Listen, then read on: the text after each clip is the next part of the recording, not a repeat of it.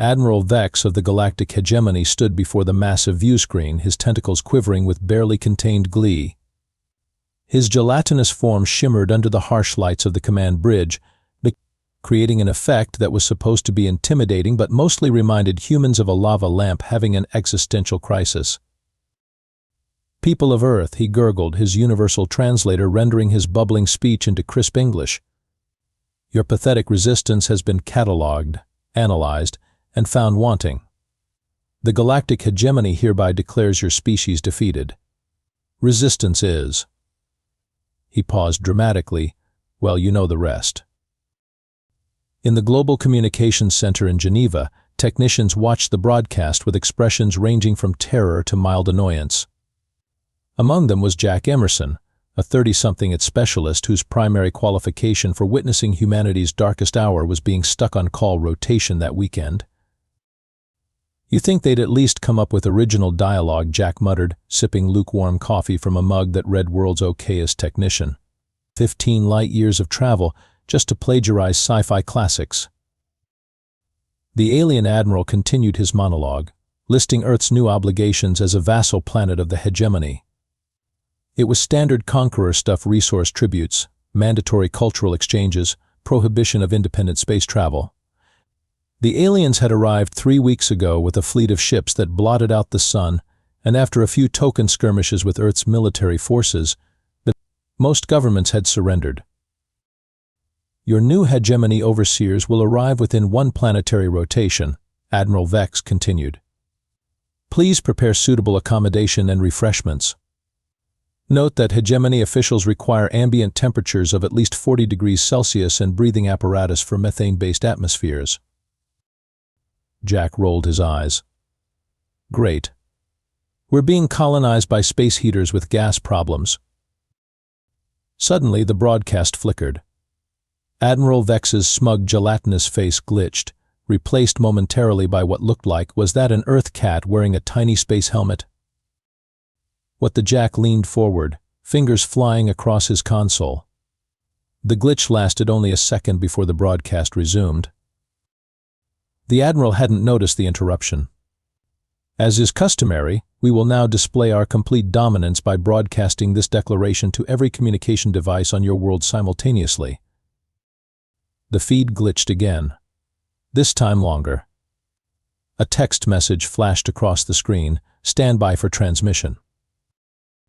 Jack's supervisor, a perpetually anxious man named Greg, rushed over. "Emerson, what's happening to the feed?" "I don't know." Jack lied because he absolutely did know. 3 days ago, a mysterious woman had approached him outside his apartment and recruited him for what she called the most important job in human history. Jack had agreed because, well, she was pretty convincing, and carried a really big gun. On screen, Admiral Vex's face dissolved completely, replaced by a human woman in a military uniform that didn't belong to any Earth nation. She smiled directly into the camera. "This message is brought to you by the people you just declared defeated." 3 days earlier, Jack had been minding his own business, walking home with a grocery bag full of microwave burritos and energy drinks, the fuel of it professionals everywhere, when a sleek black vehicle pulled alongside him. The window rolled down to reveal a woman with steel gray eyes and a no-nonsense haircut that screamed, "I can kill you with my pinky finger, but I'm too professional to brag about it." "Jack Emerson?" she asked. "Depends who's asking," Jack replied, immediately regretting his attempt at being cool when she opened the car door to reveal a sidearm that looked like it could vaporize a small country. "Commander Lena Frost. Get in." 30 minutes and 1 terrifying car ride later, Jack found himself in an underground facility that definitely wasn't on any official maps, facing a group of people who looked like they'd been assembled by a casting director with a diversity in the workplace checklist and a fetish for competence. "Welcome to the Resistance, Mr. Emerson," said Commander Frost. "While the world governments are busy surrendering, we've been busy planning." A lanky man with wild hair and glasses held together with electrical tape bounded forward. "I'm Raj Patel, Tech Division." Your security clearance at the GCC is exactly what we need for Operation Photobomb. Photo? Bomb? Jack echoed. We're going to interrupt the Hegemony's victory broadcast with our own message, explained a stocky woman who was casually disassembling what appeared to be an alien weapon. I'm Donnie Martinez, by the way. I make things go boom. But Jack gestured vaguely. Their ships are the size of Manhattan. They have weapons that can level cities. What good is hijacking their broadcast? Commander Frost smiled. It wasn't a particularly reassuring expression. Mr. Emerson, what's the one thing every oppressive regime throughout history has required to maintain control? Fear? Jack guessed. It's close. The perception of invincibility. Frost activated a holographic display. This is our real base of operations. The image showed a facility built into the icy surface of what Jack recognized as Europa, Jupiter's moon. We evacuated key personnel before the aliens arrived. The Europa base was supposed to be a research station. We repurposed it. That's great, Jack said. But how exactly does this help Earth? Raj grinned manically. We've been studying their tech. The Hegemony's entire empire is built on a communication network that uses quantum entanglement. Super advanced stuff. And? Jack prompted. And Donnie continued, picking up a component that pulsed with eerie blue light. It has a major vulnerability. Their system is designed to always prioritize the strongest signal. We're going to override their broadcast with our own. That's it? That's the big plan? We're going to what? Embarrass them on intergalactic television? Commander Frost's expression turned serious. Mr. Emerson, what would you say is humanity's greatest strength? Jack shrugged. According to my ex, it's definitely not emotional availability. Adaptability, Frost corrected. Humans are annoying, stubborn, and creative. We need to remind the Hegemony of that. A quiet man in the corner spoke up. They expect us to be defeated, compliant. That makes them vulnerable. That's Lieutenant Marcus Wong, our strategist, Frost explained. And he's right. Your job is simple. When the time comes, make sure our signal gets through at the GCC. Jack looked around at these people, this odd collection of soldiers, scientists, and specialists who were humanity's last hope. Fine, he sighed. But if we survive this, I want a better parking spot at work. Jack had never been a morning person, but on the day of the Hegemony's official victory broadcast, he was at his console an hour early, palms sweating as he inserted the quantum signal amplifier Raj had given him into the GCC's main communication array. This is insane, he muttered to himself, a habit he'd developed during long coding sessions that had only worsened under the stress of, helping save humanity. I should be hiding in a bunker eating expired canned goods, not committing treason against our new alien overlords. The GCC was buzzing with activity. The Hegemony had demanded a proper reception committee for their diplomatic envoy, which apparently meant stressed-out government officials running around trying to follow an alien protocol manual that read like it had been translated from gelatinous gurgle to English by a drunk octopus. Emerson. Jack's supervisor Greg appeared, looking even more harried than usual. The Hegemony ambassador needs a customized atmospheric feed in meeting room 3. They're complaining the methane concentration is off by 0.02%. Wouldn't want them to get indigestion while they subjugate us, Jack muttered, but he grabbed his toolkit and headed to the meeting room. Ambassador Krillvox was everything Jack expected from a high-ranking alien diplomat, pompous, condescending, and shaped like a upside-down pear with tentacles. His translucent body pulsed with colors that probably conveyed important emotional nuances to other aliens but just made Jack think the ambassador needed new batteries. Human technician, Krillvox gurgled through his translator. Your atmospheric calibration is as primitive as your species' understanding of galactic etiquette. Jack forced a smile as he adjusted the methane feed. Sorry about that, Ambassador. We're still learning the ropes of being conquered. Assimilated, the ambassador corrected. The hegemony does not conquer. We assimilate and elevate. Right. Like what happened to the Proxima Centaurians? Jack asked, referencing rumors about another recently assimilated species. Krillvox's body flashed a deep purple. The Centaurians were uncooperative. Well, we humans are nothing if not cooperative, Jack lied, surreptitiously placing one of Donnie's special devices disguised as an atmospheric monitor under the conference table. Meanwhile, on Europa, Commander Frost was reviewing the final preparations with her team. The base, carved into the moon's icy surface, hummed with activity as technicians calibrated the massive signal array they'd constructed. Raj, status? Frost demanded. Raj looked up from his console, dark circles under his eyes suggesting he hadn't slept in days. Signal pathway established. We're piggybacking on the hegemony's own quantum network. The moment Admiral Vex begins his victory speech, we'll have a direct line to every device on Earth and the hegemony fleet. And the content? Donnie Martinez grinned. Ready to go. Trust me, Commander, the aliens won't know what hit them. What about Emerson? Lieutenant Wong asked. Will he come through? Frost checked her watch. He'd better. It's almost showtime. Back at the GCC, Jack returned to his console just as the screens flickered to life with Admiral Vex's gelatinous face. The broadcast had begun. Jack's fingers hovered over his keyboard, waiting for the precise moment Raj had specified. His earpiece crackled. Jack, it's Raj. Stand by for signal injection in 3, 2, 1. Jack hit the command sequence.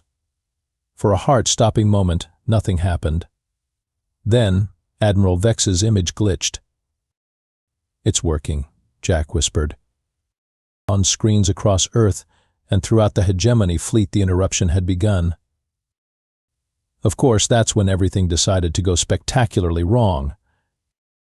Jack's console erupted in warning messages as the GCC's security systems detected the intrusion. No, he hissed, fingers flying across the keyboard. This wasn't supposed to happen. Raj had promised their signal would be undetectable. His earpiece crackled with static. Interference can't maintain. Raj's voice cut in and out. Boosting signal but emergency protocol. The broadcast stabilized momentarily, showing Commander Frost's face, but then glitched back to Admiral Vex, who continued his speech, blissfully unaware of the interruption. A hand fell heavily on Jack's shoulder. He looked up to find himself face-to-face plates with a hegemony security officer, a hulking creature in environmental armor, its features hidden behind a reflective visor. Human, the universal translator rendered its growling speech. Explain anomaly. System diagnostics, Jack improvised. Standard procedure during major broadcasts. Prevents feedback loops in the quantum relays. He was banking on the alien not understanding human technology well enough to spot his technobabble.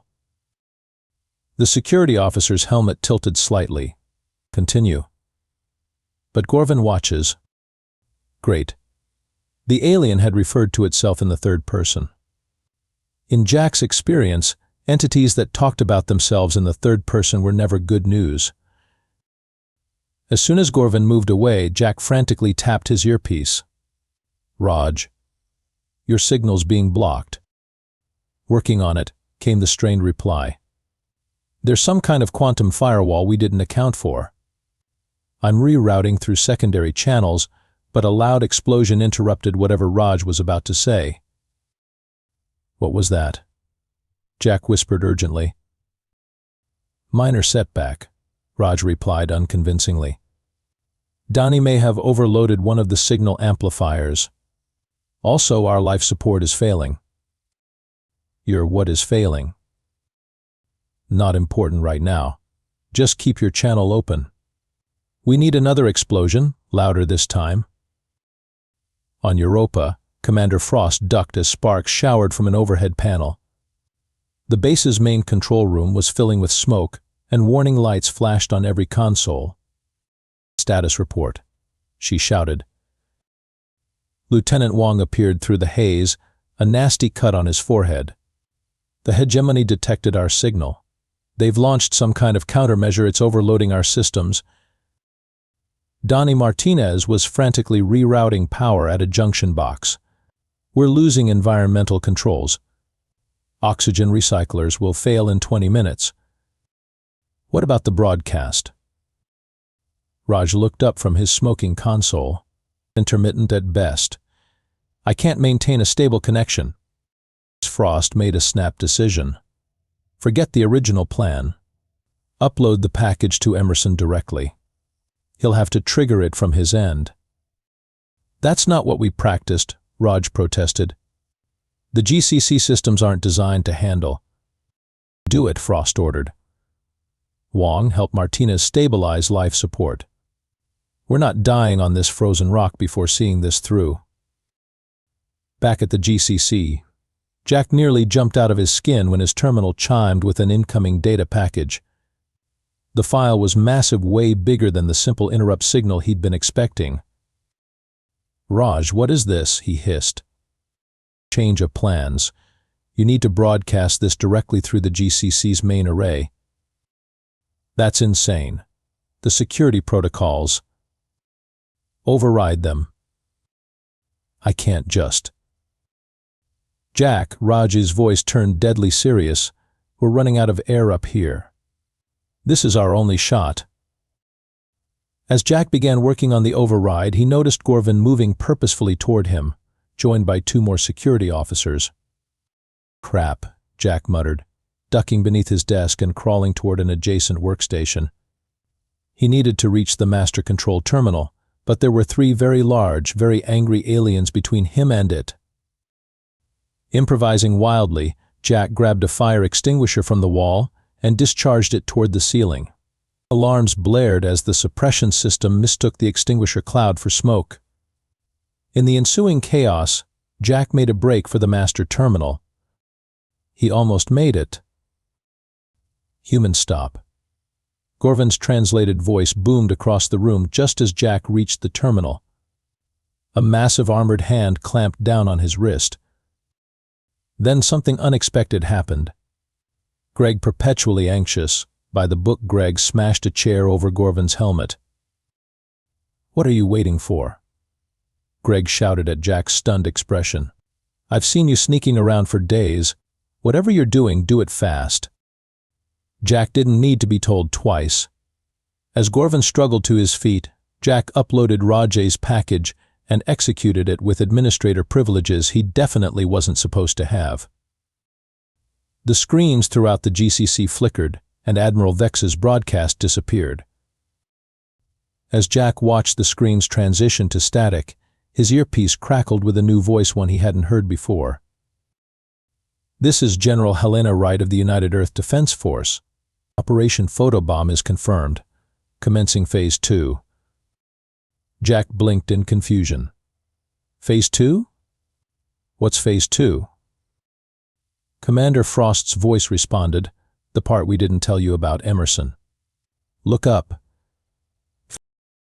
Through the GCC's massive skylight, Jack could see the Hegemony's flagship, a colossal structure that had been hovering over Geneva since the invasion. As he watched, tiny points of light detached from its underside, plummeting toward Earth. "Are those escape pods?" he asked incredulously. "Indeed they are," Frost confirmed, sounding satisfied despite the chaos Jack could still hear in the background of the Europa base.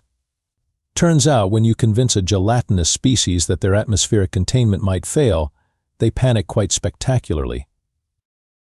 Jack's mind raced to catch up. Wait, so Operation Photobomb wasn't just about interrupting their broadcast? "That was just to get their attention," came Raj's voice, sounding strained but triumphant. "The real package contained falsified emergency alerts to every environmental system on their ships."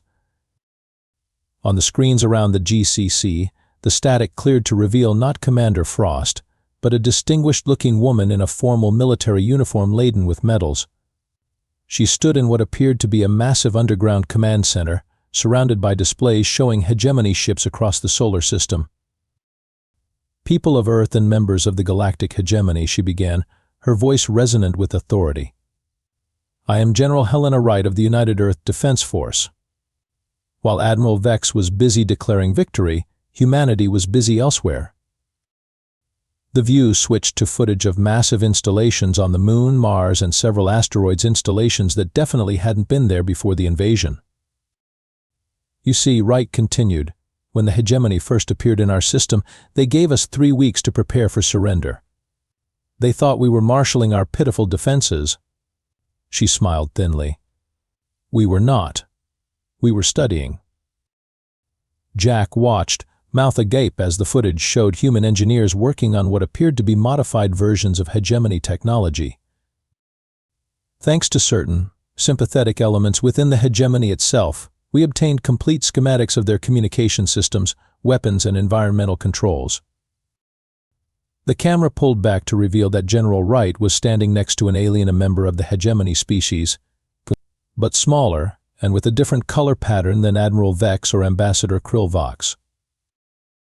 "This is Representative Nix L.A. of the Reformed Hegemony Front," Wright explained. "It seems not everyone in the galaxy appreciates hegemony rule." Ambassador Vox, who had entered the GCC's main room during the broadcast, let out what Jack's translator rendered as a horrified gasp. "Treachery. The underclasses have no right to interfere in hegemony expansion." Jack couldn't help himself. "Sounds like you've got some internal political problems, Ambassador. Have you tried democracy?" On screen, General Wright continued, "While Commander Frost's team on Europa created a distraction, our forces took control of key hegemony systems throughout the solar system. At this moment, every ship in your fleet is experiencing what you might call technical difficulties." The view switched to various hegemony vessels, their engines dark, weapons systems offline. Some were slowly rotating out of control, their guidance systems clearly compromised. "Humanity was never defeated," Wright declared. "We merely allowed you to think we were. It's an old strategy, one we've used against our own kind for millennia. You declared victory before securing your position, and now you'll pay the price for that arrogance." Jack turned to see Ambassador Vox's translucent body cycling through colors so rapidly it looked like a malfunctioning disco ball. This is impossible. Humans are a primitive species. Your technology is decades behind ours." "True," Jack admitted. "But we're really good at reverse engineering. Also, we're incredibly petty when someone tries to conquer us." Around them, the GCC erupted in cheers as the truth dawned on everyone: the surrender had been a ruse, a play for time while humanity prepared its real response. Gorvan, the security officer, had recovered from Greg's chair attack and now stood uncertainly, looking between his ambassador and the humans celebrating around him. "Your orders, Ambassador?" the massive alien asked. Vox's colors settled into a defeated blue. "Contact the fleet. Initiate withdrawal protocols." Jack's earpiece crackled one more time. "Nice work, Emerson," Commander Frost said, the sounds of repair work audible in the background. "For an IT guy, you make a decent resistance fighter." "Thanks," Jack replied. "By the way, is your life support fixed?" "Working on it," Frost answered with what Jack was learning to recognize as her characteristic understatement. "Should have just enough oxygen to see the hegemony retreat. We're worth it." Admiral Vex watched in gelatinous horror as the human broadcast replaced his victory speech across every communication channel in the fleet. His executive officer, a quivering mass of similar composition but with more prestigious color patterns, oozed closer to his command podium. "Admiral, we're receiving reports of system failures across all vessels. Environmental controls, weapons systems, even gravitational stabilizers all compromised." "Impossible," Vex burbled, his translator struggling to convey his indignation. "These humans are barely space-capable. They were supposed to be an easy assimilation." Apparently, the executive officer replied, "We were misinformed." On the view screen, General Wright was now addressing the hegemony directly. Admiral Vex, your forces are currently experiencing what Earth historians might call a really bad day. Your ships can still leave our system, but all weapons and communication capabilities beyond basic life support have been neutralized. You have exactly 1 hour to begin withdrawal before we start getting creative. As if to emphasize her point, the flagship's artificial gravity fluctuated dramatically. Vex found himself temporarily floating before crashing unceremoniously back to the deck, his gelatinous form splattering in a most undignified manner. This, he gurgled furiously, is a violation of the Galactic Hegemony's rules of engagement. Actually, Wright continued as if she'd heard him, we reviewed those rules quite carefully. There's nothing in there about pretending to surrender. That was your assumption. Back at the GCC, Jack watched the broadcast with a mixture of awe and exhaustion. Around him, the once panicked control room had transformed into something resembling a victory party. Even Greg was smiling, though he kept glancing nervously at the subdued hegemony security personnel. Ambassador Krill Vox had deflated to approximately half his previous size, his colors a muted, embarrassed taupe. This diplomatic incident will be reported to the Hegemony Council, he muttered, but there was no conviction in his translated voice. I'm sure it will, Jack replied. I imagine got outmaneuvered by supposedly primitive humans will look great on your performance review. His earpiece activated one last time. Emerson, came Commander Frost's voice, get to the roof. Your ride's arriving. My ride? You didn't think we'd leave our key operative behind, did you? Jack made his way to the GCC's roof access, emerging into the bright Geneva sunlight just in time to see a sleek aircraft of unfamiliar design descending toward the helipad. It bore no national markings, only a simple insignia, Earth's traditional globe, but with a raised middle finger superimposed over it. The craft's side door slid open to reveal Raj, looking singed but triumphant, and Donai, who was casually reloading what appeared to be a handheld railgun. Need a lift? Raj called over the engine noise. Jack climbed aboard, collapsing into a seat as the aircraft immediately gained altitude. Through the viewport, he could see the massive hegemony ships beginning to rise from their hovering positions around Earth's major cities. They're actually leaving, he said in disbelief. Of course they are, Donnie replied, patting her weapon affectionately. We didn't just mess with their systems, we uploaded complete schematics of some very nasty human-made surprises we've installed throughout their fleet. Dead man's switches, essentially. If they don't leave peacefully, things get explosive. But is that it? They'll just go away and leave us alone? Commander Frost's voice came from the cockpit. Not exactly. We're about to become the galaxy's problem child. No one conquers Earth, but more importantly, everyone now knows why. The aircraft accelerated, heading toward what Jack realized was a well-disguised hangar built into the Alps. On the communication screen, General Wright was delivering the final part of her address, now broadcast not just to Earth and the Hegemony fleet, but apparently to the entire galactic community. Let this be a lesson to the Hegemony and any other empire with expansionist ambitions, she said.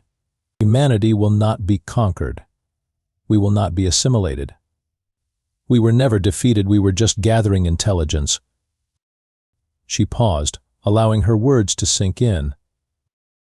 Also, we've taken the liberty of transmitting evidence of multiple hegemony violations of galactic law to every member species of the allied sectors. You might want to prepare your legal defense. As the broadcast ended, Jack turned to his new colleagues. So what happens now? Commander Frost emerged from the cockpit, allowing the autopilot to take over. She looked tired but satisfied. Now humanity takes its place in galactic politics not as the primitive newcomers, but as the species too clever and too stubborn to mess with. She smiled, an expression that contained equal parts pride and mischief. And you, Mr. Emerson, have earned yourself a job offer. The United Earth Defense Force needs good technical people. Jack considered this for a moment, thinking about his boring-at-job, his tiny apartment, his collection of participation trophies from corporate team building exercises. "Does it come with a better parking space?" he asked. "It comes with a spacecraft," Frost replied. "I'm in." As the aircraft disappeared into the mountain hangar, the last of the Hegemony ships broke atmosphere, retreating to a safe distance. Admiral Vex, nursing both his wounds and his humiliation, gazed back at the blue-green planet that had so thoroughly embarrassed the mighty Hegemony. Next time, he burbled to himself, his translator picking up the quiet threat, "Will be prepared for their tricks." A text message flashed across his command screen. "We can hear you, Jelly Boy." Vex's colors shifted to mortified beige. Humanity, it seemed, was going to be a problem for a long time to come.